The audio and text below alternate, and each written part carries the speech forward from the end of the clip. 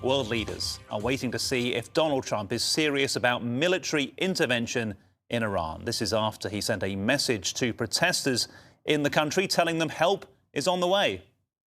You said to Iran this morning that help is on the way for protesters. What did you mean by that? What kind of help? You're going to have to figure that one out. I'm sorry.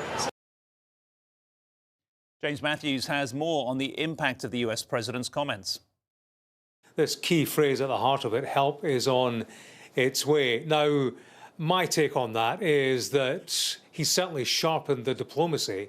It doesn't necessarily mean that there will be military action imminently. There are options available to Trump short of a military strike. Remember, of course, he did strike Iran, its nuclear facilities in the past few months. But there are other options on the table before him, an increase in economic sanctions, cyber attacks, for example, that would stop short of the kind of complications that might be faced by a president wading in to Iran. A very tricky one for Donald Trump. He said in that speech, "I like flawless." And he was referring to the arrest of Nicolas Maduro, which of course was a flawless military operation. Iran, a different set of circumstances, different set of potential problems in terms of the impact, not just in that country, but also in that surrounding region in terms of stability and the kind of diplomatic consent that he will need to seek, surely, with the likes of Saudi Arabia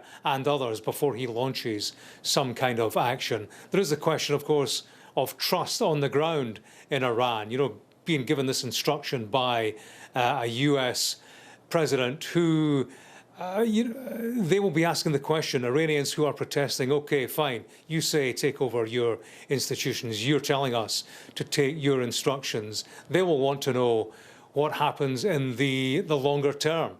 OK, American strikes, OK, immediate action in the short term, but where will Donald Trump be when they do take over institutions, if that's what they do? Is he a US president that has their interests at heart in the longer term, or is he a US president who actually is high on the success in Venezuela and sees the advantage for himself in launching a military strike fleetingly, a drive-by attack on Iran, which is good for him politically, good for him domestically, but not necessarily in the long-term interests of the Iranian people, who will see him, of course, having worked out a strategy with Israel.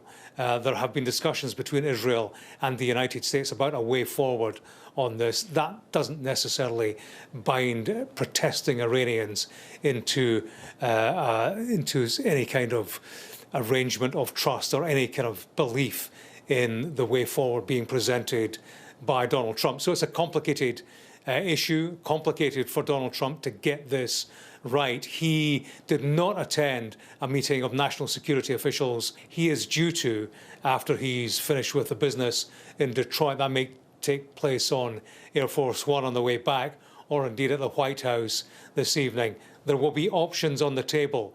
What these are, when they might be enacted, that remains the unanswered question at this stage.